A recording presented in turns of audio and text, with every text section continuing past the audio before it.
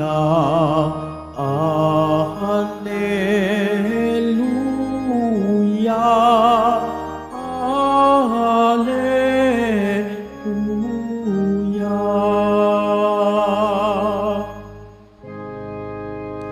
Amang Diyos ni Jesucristo, ang salita mo'y totoo, kami ay pabanalin mo. Alleluia, Alleluia, Alleluia, Alleluia.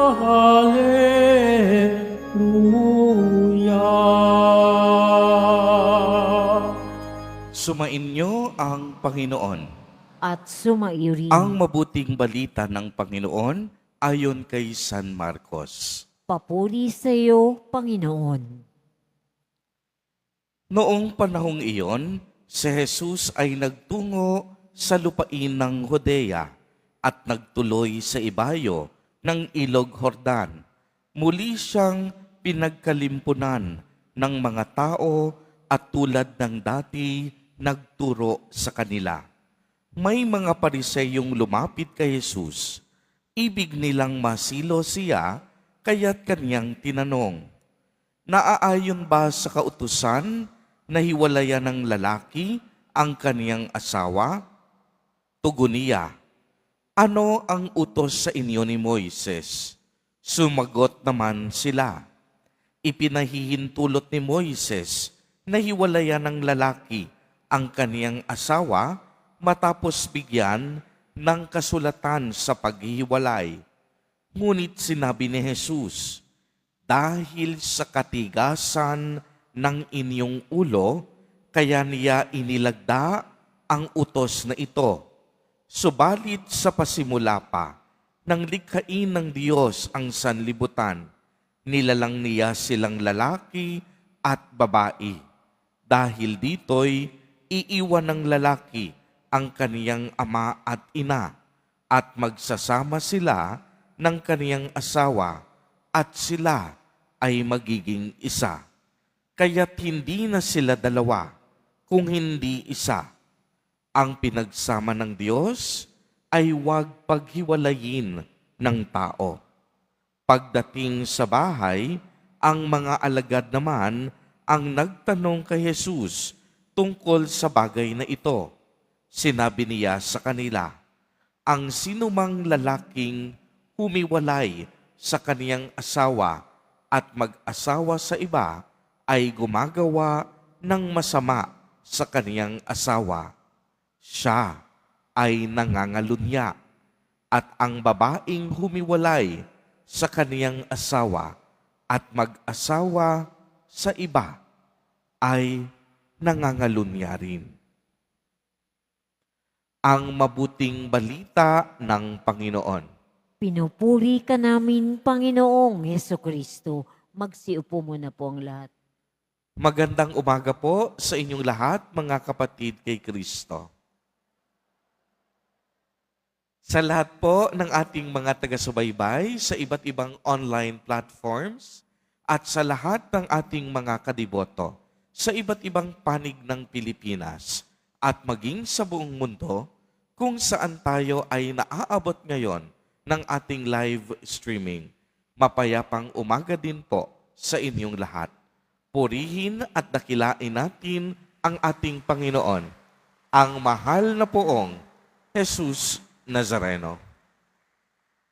Mga kapatid kay Kristo at mga kadiboto, malugod po namin kayong tinatanggap sa Basilica Minor at Pambansang Dambana ni Jesus Nazareno. Simula po noon hanggang ngayon, mainit na po ang usapan kung bakit hindi sang-ayon ang ating simbahan sa diborsyo o yung tinatawag nilang tahasang paghihiwalay ng mag-asawa. Ang pinangahawakan po ng ating simbahan ay ayon na rin sa tugon ng ating mahal na Poong Jesus Nazareno na nakapaloob sa ating ebanghelyo sa araw na ito. Tinanong ng mga Pariseyo si Jesus kung naaayon ba sa batas ang pagdidiborsyo ng asawang lalaki sa kaniyang asawang babae. Dahil iniuutos nga raw ni Moises na bigyan sila ng isang kasulatan at maliwanag ang paliwanag at sinabi ni Jesus Nazareno na ang diborsyo hindi ang plano ng Diyos, kung hindi ang sakramento ng kasal. Bakit ito nangyayari?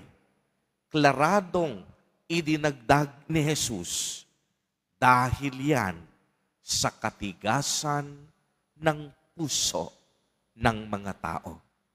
Uulitin ko po, klaradong-klarado ang paliwanag ni Jesus Nazareno kung bakit pinahintulutan ni Moises na bigyan ng kasulatan ng paghihiwalay ang asawang lalaki sa babae dahil sa katigasan ng puso ng mga tao.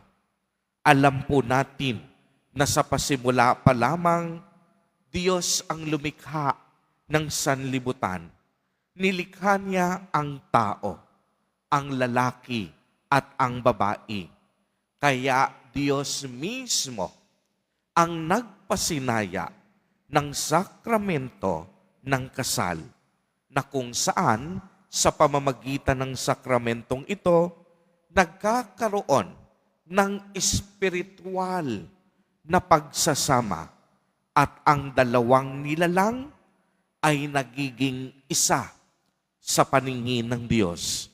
At sinabi pa ni Jesus sa kaniyang mga alagad na sino mang nagdiborsyo ng kaniyang asawa at nagpakasal sa iba ay nangangalunya. Mga kapatid kay Kristo at mga kadiboto, napakalinaw po ng pahayag ni Jesus Nazareno. Ang nais at ibig ng Diyos ay sakramento ng kasal. Subalit, mismong tao ang pumipili ng diborsyo. Kaya't siguro maitatanong ninyo, may mga kasong father na aabuso ng gusto ang mga babae sa kanilang pakikisama sa mga lalaki. Sa pananaw po ba ng simbahan, pinapayagan ang hinahayaan ng simbahan ang ganitong uri ng pang-aabuso? Hindi po. Pinapayagan ng simbahan ang pagpapawalang bisa ng kasal o yung tinatawag na annulment. Subalit hindi diborsyo. No? Pag sinabing annulment, ito po ay may mga kwalifikasyon. Subalit pag sinabing diborsyo, kahit anong rason pwedeng tanggapin. Pag sinabi at nagkasundo ang mag-asawa na ayaw na nilang magsama. So pag sinabi ng mag-asawa, Father, parang nagkasawaan na kami, magde-divorce na po kami. Ito ang kaibahan ng diborsyo sa annulment. Ang mga annulment may pamantayang sinusundan. Subalit ang diborsyo, tahasan sa kahit anong rason pwedeng pagbigyan basta ginusto ng mag-asawa.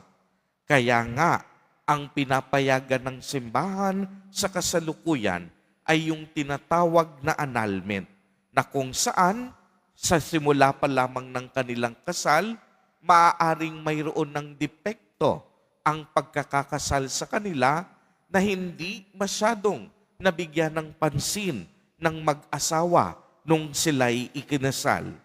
Isa pa, nararapat mo ng magdaan ng mga proseso at mayroong pamantayang sinusunod bago ilatag ang tinatawag na annulment dahil nga nagkaroon ng depekto na nakapaloob noong naganap ang kasal.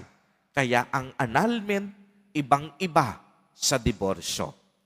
Tunay ngang mga kapatid, ang nais ng Diyos, pagbuklurin tayo. Ang hangad niya, pagkakaroon ng isang maayos at banal na pamilya sa bawat isa sa atin. Kung papayagan natin ang diborsyo at mayroong tahasang paghihiwalay sa pagsasama ng mag-asawa, ang unang masisira ay pamilya. Magkakaroon ng malaking epekto sa mga anak. Pag pamilya ang nasira, masisira din ang komunidad. Pag nasira ang komunidad, masisira ang bayan. At pag nasira ang bayan, masisira ang buong bansa. Kaya mga kapatid kay Kristo, lagi nating tatandaan sa konteksto ng sakramento ng kasal, ang mga mag-asawa po ay pumapasok sa higit pa sa pangako. Kung hindi, ang sakramentong ito ay isang banal na tipan o sa English, covenant, holy covenant, na sinusuong ng mag-asawa sa pagitan ng Diyos at sa kanila. Ang mag-asawa hindi sumusumpa sa tao. Sumusumpa sila mismong sa Diyos upang mabuhay silang magkasama sa hirap at ginhawa. Ang mensahe ng Ebanghelyo para sa araw na ito, napakalakas at napakalinaw. Ang pakikiapid at pagdidiborsyo ay hindi kalugod-lugod sa Panginoon dahil ang paggawa nito ay nagpapahiwatay ng paglabag sa pangakong ito ng Diyos. Maliwanag ang sinabi ni Jesus Nazareno, ang pinagsama ng Diyos, huwag paghiwalayin ng tao. Amen. Purihin at dakilain natin ang ating Panginoon, ang mahal na poong Jesus Nazareno.